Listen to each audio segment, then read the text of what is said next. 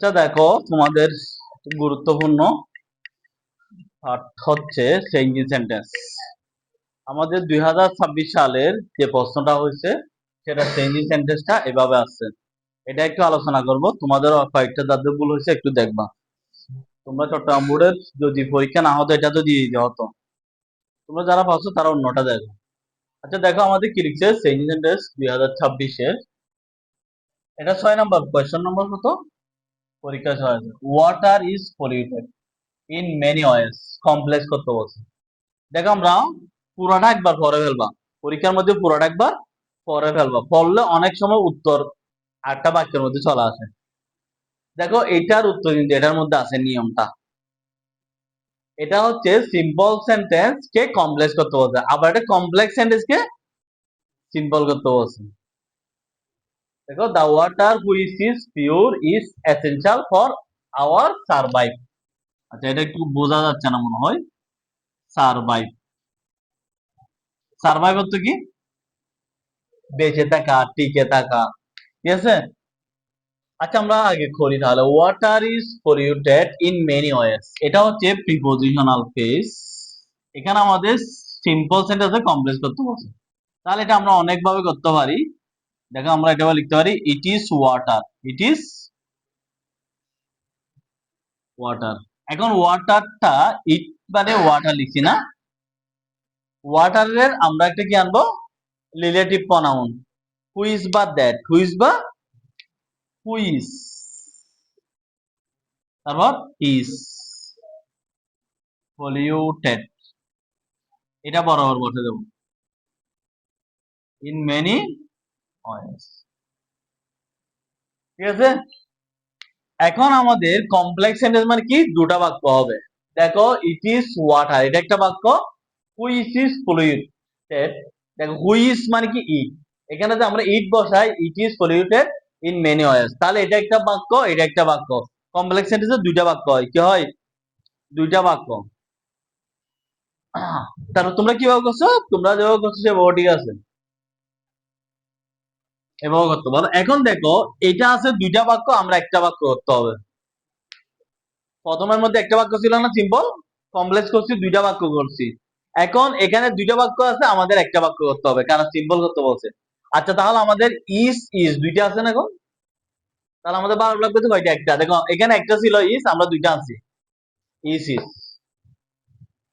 এখন পুরাটা আগে পড়বা। দেখো the water which is pure, এটা পুরোটা মিলে একটা সাবজেক্ট, পুরোটা মিলে কি,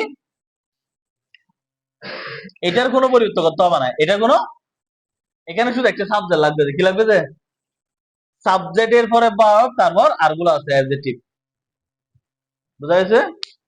এখন এটা the water which is pure, তাহলে এটা মানে কি পানি, যে পানিগুলো কি পিওর, তাহলে কি হবে পিওর ওয়াটার, কি হবে পিওর ওয়াটার, ঠিক আছে। দা পিওর, অথবা শুধু পিওর ওয়াটার লিখলে হবে, দাটা না লিখলেও পিওর ওয়াটার আরগুলো বসে যাবে, is essential for our survive. বুঝতে পারছো জয় স্যার? বেশি কঠিন না। একটা এইটা পুরাটা সাবজেক্ট ভার্ব একটা আছে, এটা পুরাটা মিলে একটা সাবজেক্ট বানাইছে, শেষ। বুঝছেন স্যার? হ্যাঁ। এরপর দেখো man pollute it by throwing, by এর পরে বারের সাথে আইন যুক্ত হয়, এটা কি রাইট সম্ভব না, ওয়াস্টেড ইন ইট। মানে আমরা ইন্টারের মধ্যে দেখো, তোমরা যখন পড়বা রেড ফ্রম ভার্ব আছে এখানে, তারপর প্রিপজিশনের পরে কি হবে, তারপর আমাদের কম্পিটিভ সেন্টেন্স, এগুলোও কিন্তু আবার কম্পিটিভ সেন্টেন্সও কাজ আছে। চেঞ্জ সেন্টেন্সটা ম্যান এটা এক বছর নাকি বহু বছর প্লুরাল নাম্বার না, সেজন্য এখানে এস যুক্ত হয় নাই, কি হয় নাই। যদি এখানে শুধু এম এন হতো তাহলে এখানে পলিউটস হতো, কি হতো pollutes। আবার একটা দেখো এখানে ইজের পরে ভার্ব 3 হয়েছে, এটা পেসিভ হয়, যেটা কি ম্যান ওয়াটার ইজ পলিউটেড, পানি দূষিত হয়, পানি কি নিজে নিজে দূষিত হয় না, আমরা এটা ময়লা আবর্জনা ফেলে পানিটা নষ্ট করে ফেলি, ঠিক আছে। তাহলে কি হবে man pollute it by throwing wastage in it. এখন কম্পাউন্ড কত বছর, তাহলে কম্পাউন্ডে কি লাগে দুইটা সেন্টেন্স লাগবে, কয়টা সেন্টেন্স। এখন এটা হচ্ছে সিম্পল সেন্টেন্স। দেখো ম্যান পলিউট ইট, এটা হচ্ছে অতিরিক্ত। এখানে ইট মানে কি, উপরে ওয়াটার আছে না, ওয়াটারে ফনাউন আছে আর কি, ফনাউন রেফারেন্স আছে না আমাদের, ফনাউন রেফারেন্স আছে এটার মতো 8 নম্বরে। তাকে দেখো ম্যান পলিউট ওয়াটার, এতটুকু একটা বাক্য শেষ। কেন, কিভাবে করে, by throwing water in it. বুঝতে পারছো? তাহলে এখন আমাদের এটা যা সামনে লিখছি বোঝার জন্য, তাহলে এখন আমরা কি করব, কম্পাউন্ড সেন্টেন্স করব। Man throwing water in it and pollute it। ঠিক আছে, মানুষ কি করে, এটা ম্যানটা আনলাম, man throwing water in it, অথবা আমরা থ্রো লিখতে পারি। ঠিক আছে, ম্যান থ্রো, মানুষ কি করে, সরি এখানে এম এন, ম্যান থ্রো এভাবে লেখা যাবে, ম্যান থ্রো ওয়াস্টেস ইন ইট, পানির ভিতরে মানুষ কি করে, নিক্ষেপ করে, কি নিক্ষেপ করে, ময়লা আবর্জনা, ওয়াস্টেস। ম্যান বহুবচন সেদিন এখানে এস হয় নাই, এটা সাবজেক্ট, এখন এটা verb.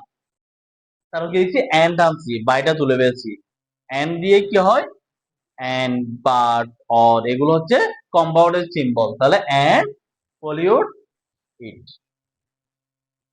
The farmers of our country use water for cultivation। Passive voice করতে বলছে, কি করতে বলছে। আচ্ছা এখন আমরা একটু দেখি, the farmers of our, আমাদের প্যাসিভ ভয়েস করার সময় কি লাগবে, সাবজেক্ট ভার্ব অবজেক্ট, যে কোনো প্যাসিভ ভয়েস করো, তাহলে আমরা সাবজেক্ট খুঁজে নিই, এটা পুরোটা সাবজেক্ট। আমাদের দেশের কৃষকরা, এটা সাবজেক্ট, এটা কি, ইউজ ভার্ব ওয়ান, তাহলে এটা কি, প্রেজেন্ট ইনডিফিনিট টেন্স, কি টেন্স, তার এটা ওয়াটার, এটা হচ্ছে কি অবজেক্ট, এটা কি, তাহলে এখন আমরা সাবজেক্ট বা অবজেক্ট পেলাম, আর এটা হচ্ছে কি এক্সটেনশন, অতিরিক্ত বা প্রিপজিশনাল ফ্রেজ ফর কাল্টিভেশন। বুঝা গেছে? এখন আমরা কি করব, আরেকটা জিনিস দেখো, রাইট ফ্রম ভার্বের এখানে অফ এর আগে কি আছে, দা ফার্মার্স, এটা পুরো, এটা মূল সাবজেক্ট হচ্ছে কোনটা, এটা ফার্মার্স বহুবচন, সেজন্য এখানে কি হয়েছে, ইউজ হয়েছে, কি হয়েছে, ইউজ এস হয় নাই। যদি এস না থাকতো এখানে, রাইট ফ্রম ভার্বটা দেখো, এস যদি না থাকতো তাহলে ইউজ এস হতো, তখন এক বচন হতো। তাহলে দা ফার্মার্স ইউজ, দা ফার্মার ইউজ। আচ্ছা এখন আসি আমরা ওয়াটারটা আগে আনবো, প্যাসিভ করার সময় কি হয়, অবজেক্টটা আগে আসে, ওয়াটার, তাহলে ওয়াটারটা হচ্ছে আনকাউন্টেবল নাউন, তাহলে এটা ইজ হবে, ওয়াটার ইজ ইউজ আছে না, ভার্ব 3 হবে, used, water is used, present indefinite tense, সেজন্য এম ইজ আর হয়, ইউজড। তাহলে দেখো বাই, বাই দা আছে না, by the farmers of our country for cultivation, for কাল্টিভেশনটা পরে লিখে দেবো। এখন স্যার তুমি বলতে পারো ফর কাল্টিভেশন তো এখানেও লেখা যায়, হ্যাঁ এখানেও লিখলে হবে, ইউজড এর পরে লিখলে হবে, পরে লিখলে হবে। আমার মূল জিনিস হচ্ছে যে এটা সাবজেক্ট ভার্ব, আবার এই সাবজেক্টটাকে অবজেক্ট করা। বুঝতে পারছেন স্যার?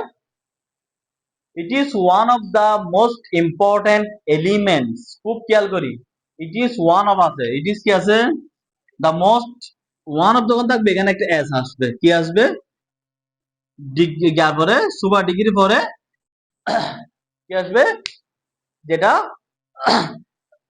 শব্দ আসবে সেটা কি হবে, এস যুক্ত হবে, প্লুরাল হবে, ফর অল লিভিং বিংস। এখন পজিটিভ করতে হবে, কে করতে পারবো, ওয়ান অফ আছে, ওয়ান অফ যদি না থাকতো নো আদার দিয়ে করতাম, ওয়ান অফ যেহেতু আছে সেটা কি করবো না, ভেরি ফিউ, কি করবো, ভেরি, বড় করে লিখি কেমন, জয় স্যার, বোঝা যায়, ভেরি ফিউ। আচ্ছা এখানে সুপার ডিগ্রি কোনটা, most important, important, more important, most important, এই সুপার ডিগ্রির পরে যা থাকবে সেগুলো আগে চলে আসবে, সেগুলো কি চলে আসবে, ভেরি ফিউ এলিমেন্টস।